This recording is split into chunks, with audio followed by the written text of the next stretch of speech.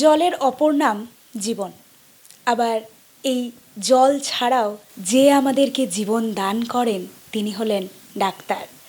আর সে মতোই আজকে আমাদের এই নোবেল বাংলার পর্দায় নোবেল ডক্টর চেম্বার্সে সকলকে স্বাগত। ইতিমধ্যেই আজ যে জায়গায় আমরা দাঁড়িয়ে রয়েছি সেই জায়গায় কিন্তু ইতিমধ্যেই আমাদের মধ্যে একটা কিন্তু রয়েছে শোরগোল। সেই শোরগোল রোজকারের সাধারণ ঘটনা। আর সেই এক সাধারণ ঘটনা নিয়েই এই মুহূর্তে আমার সাথে রয়েছেন ডক্টর নারায়ণ রায়। আমি সরাসরি তার কাছে চলে আসব। আজ একটা ছোট্ট সাধারণ বিষয় সকলের মধ্যে যে এক বড় আকৃতি ধারণ করেছে সেই আকৃতি সম্পর্কে আমাদের স্যার অর্থাৎ ডাক্তারবাবু কি জানান জেনে নেব। নমস্কার। আর আজকে এই যুগে দাঁড়িয়ে এই মুহূর্তে ইনফার্টিলিটি মানে বন্ধ্যাত্ব একটা ভীষণ বড় একটা জায়গায় আকার ধারণ করেছে।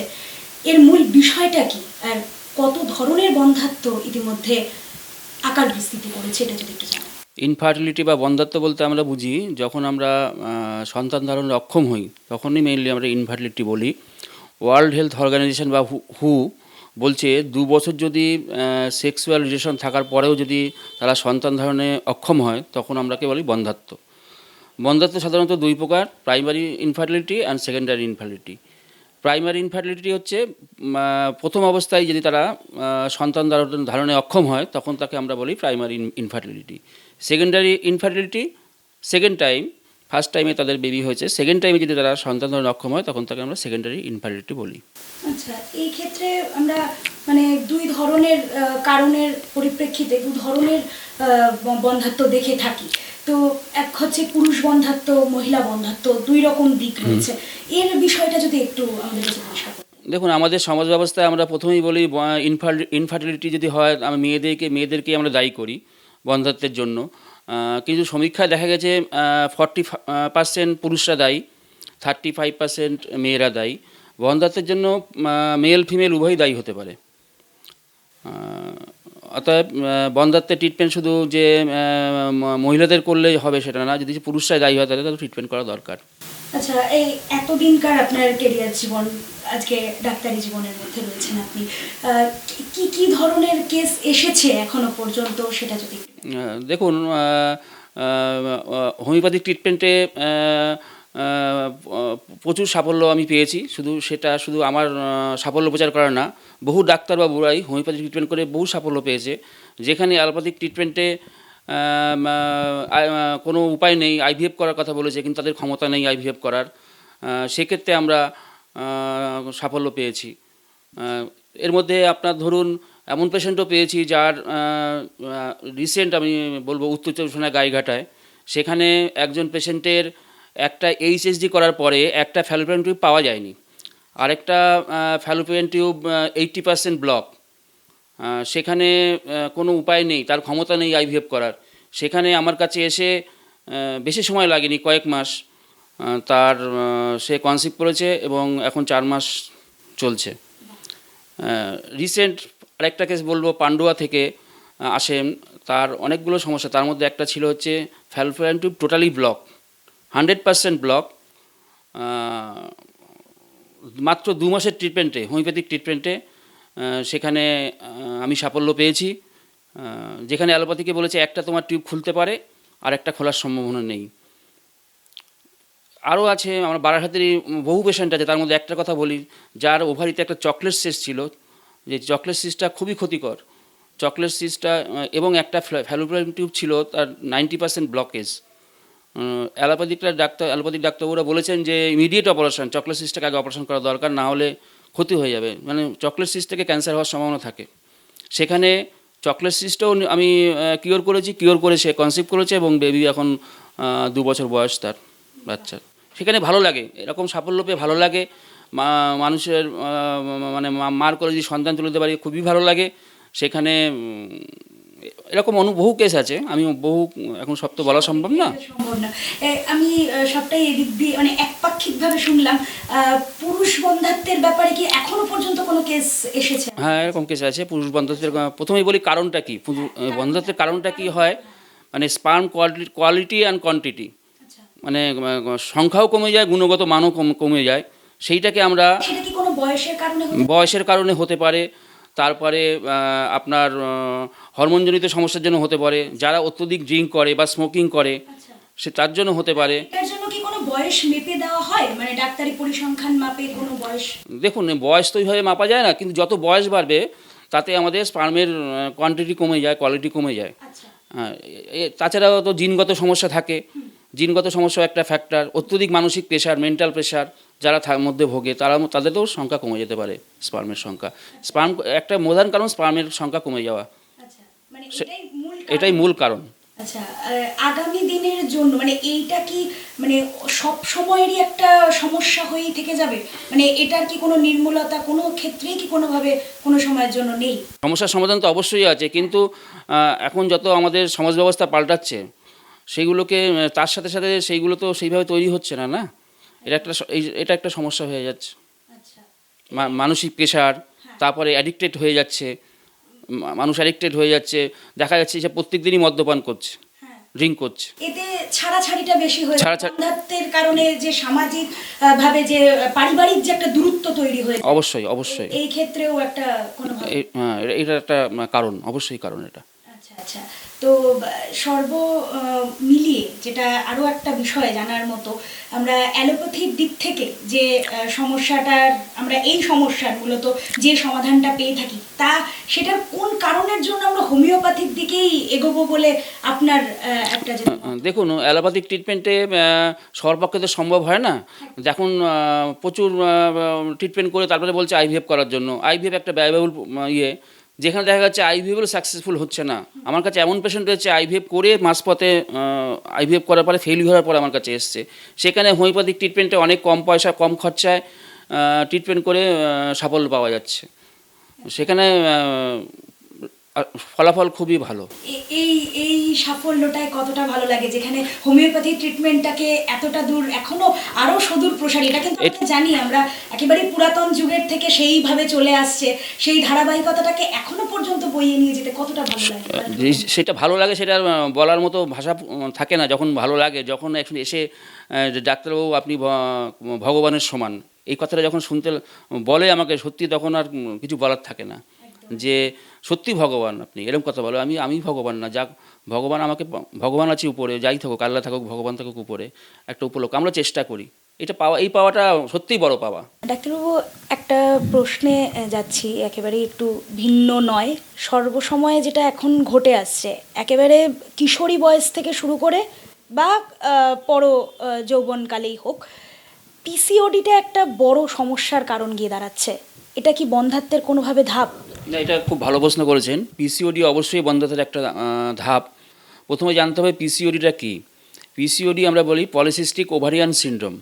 অর্থাৎ সেটা কি, সেটা হচ্ছে এটাই, মানে ওভুলেশনের সময়, পিরিয়ডের সাইকেলের ওভুলেশনের সময় ওভামগুলো বাইরে না বেরিয়ে ওভারির ভিতরে জমে যাচ্ছে, মানে জল বাড়া থলি ছোটো ছোটো আকারে, ফলিকলস আকারে নিয়ে নিচ্ছে। তারপরে কি হচ্ছে, ওভামগুলো বাইরে আসছে না, যদিও আসে সেটা সংখ্যায় খুব কম থাকে বা কোয়ালিটি খুব কম থাকে। তা ওভাম যদি বাইরে না আসে, ডিম্বাণু যদি বাইরে না আসে, তাহলে অবশ্যই এটা বন্ধ্যাত্বের একটা কারণ, অন্যতম কারণ।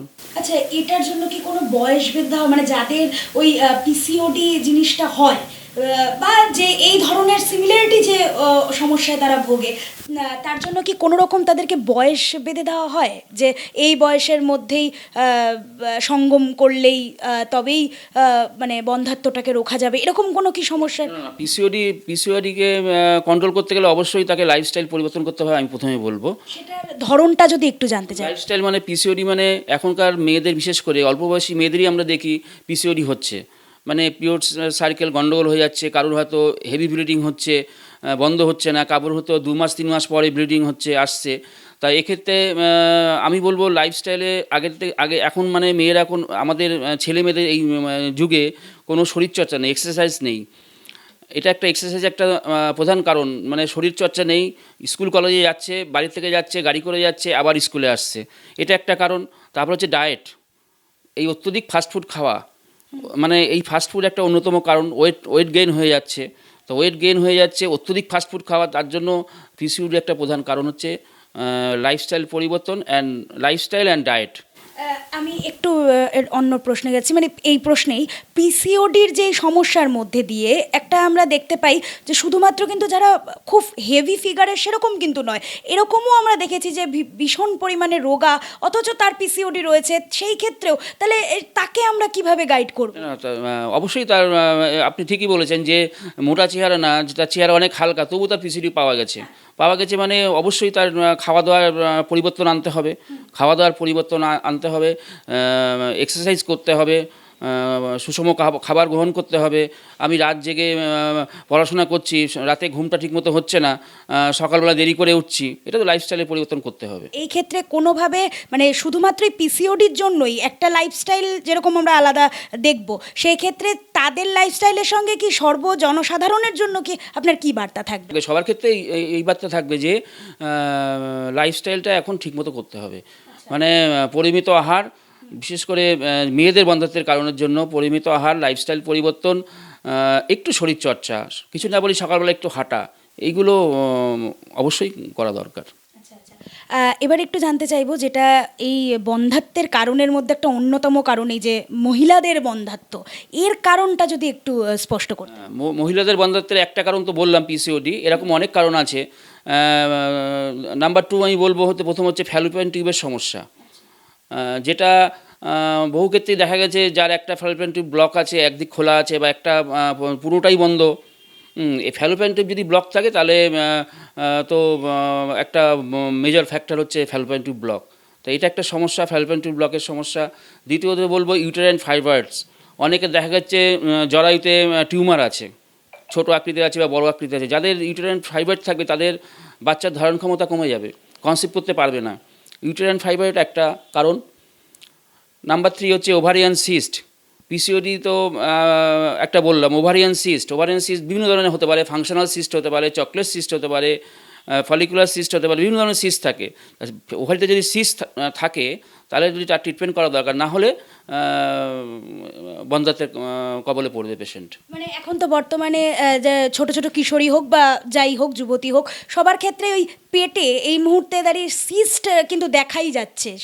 এইটার জন্য স্পেশালি নির্মূলের কোনো আগে থেকেই কোনো একটা প্রিকশন কিছু রয়েছে? আগে থেকে প্রিকশন এটা আমি আগেও বললাম যে আপনাকে খাদ্যাভ্যাস পরিবর্তন করতে হবে, লাইফস্টাইল পরিবর্তন করতে হবে, একটু এক্সারসাইজ করতে হবে। বেশি বয়সে যদি কেউ মা বাবা হতে চান, এটা কি কোনোভাবে বন্ধ্যাত্বের কারণের মধ্যে কিছু কি আসবে? অবশ্যই, এটাও আমি বলতাম, কারণ বন্ধ্যাত্বের একটা কারণ বেশি বয়সে যারা মা হতে চান, হয়তো বেশি বয়সে বিয়ে হয়েছে, 30 বছর বিয়ে হয়েছে, আরও 3-4 বছর পরে আমি দেরি করছি, সেখানে অলরেডি 35 বছর হয়ে গেলে সেখানে ওভামের কোয়ান্টিটি কমে যায়, ওভামের কোয়ালিটি কমে যায়, ধারণ ক্ষমতাটা কমে যায়, অতএব সঠিক সময়ে কনসিভ করা উচিত। ব্যয়বহুল একটা মানে একটা চিকিৎসা হয়ে যায়, মানে সে যে ক্ষেত্রেই হোক, মানে যেহেতু এটা প্রথমত এই পিসিওডির যে ওষুধগুলো হয় বা ধরুন এই বিভিন্ন যে খাদ্যাভ্যাসের যে একটা সব কিছুতে একটা ব্যয়বহুল চিকিৎসা পদ্ধতি চলে, সেই ক্ষেত্রে সেটা থেকে নির্মূল করতে হোমিওপ্যাথির জন্য আপনি কিছু যদি জানাতে চান। আমি যাদের বলবো, যারা সামর্থ্য, যারা পাচ্ছেন না, যে এত ব্যয়বহুল চিকিৎসা করতে পারছেন না, তারা হোমিওপ্যাথির চিকিৎসায় আসুন। আমার কাছে না, যে কোনো অভিজ্ঞ ডাক্তার যারা এই বিষয়ে পারদর্শী তাদের কাছে যান, আপনি হোমিওপ্যাথিক ট্রিটমেন্ট করেন, অবশ্যই সাফল্য পাবেন। হোমিওপ্যাথি এই ক্ষেত্রে আমরা ওষুধ সম্পর্কে কিছু আপনার কাছ থেকে জানতে পারি? কোনো হোমিওপ্যাথিক ওষুধ আমরা সিমটমের ভিত্তিতে দিই, বিভিন্ন পেশেন্টের ক্ষেত্রে বিভিন্ন রকম হয়, তবু আমি কয়েকটা নাম বলি। যেমন হরমোনের সমস্যা ছিল একজন পেশেন্টের, তাকে আমি পিটুইটারি নাম দিয়ে সাকসেস হয়েছি। টিউবারকুলার ইতিহাস পেয়ে, হিস্ট্রি পেয়ে একজন পেশেন্ট ছিল, তাকে আমি টিউবারকুলাম দিয়ে সাকসেস হয়েছি। একজন বহু পেশেন্ট আছে যাদের থাইরয়েডের সমস্যা আছে, তার জন্য কনসিভ করতে পারছে না, থাইরয়েডের ট্রিটমেন্ট করিয়েছি, সাকসেসফুল হয়েছি, তারা কনসিভ করেছে। এছাড়া বহু ওষুধ আছে যারা সিমটম আমরা দেখে দিই, Calcarea phos, Calcarea carb, Natrum mur, Thuja, sulphur, এরকম বহু ওষুধ আছে। যেমন আমার পেশেন্ট এসছে একজন থেকে আপনার দীঘার কাছে মেদিনীপুরে, ওখান থেকে একটা পেশেন্ট এসছে, আমি তার কোনো সিমটম পাচ্ছি না, বা আমি চিন্তা করলাম আমাদের একটা ওষুধ আছে নাট্টাম মিউর, যেটা নোনা আবহাওয়ায় বসবাস করে এবং পেশেন্ট খুব নুন খাওয়ার ইচ্ছা আছে লবণ সল্টের প্রতি। যেহেতু নোনা আবহাওয়ায় বসবাস করে, সেখানে আমি ন্যাট্রামপোর দিয়ে একদম ম্যাজিকের মতো রেজাল্ট পেয়েছি, মিরাকেল রেজাল্ট, ম্যাজিকের মতো রেজাল্ট পেয়েছি ন্যাট্রামের মধ্যে। এই যে আমরা সিমটম দেখে আমরা ট্রিটমেন্ট করি, এরকম বহু মেডিসিন আছে যেগুলো আমরা দিলে সাফল্য পাবো। ডাক্তারি পর্যালোচনা অতি অবশ্যই চলবে, তবে ফিরে আসব আর ঠিক কিছুক্ষণ বিরতির পর। আবারও ফিরছি আমাদের নোবেল বাংলার ডাক্তার চেম্বার নিয়ে।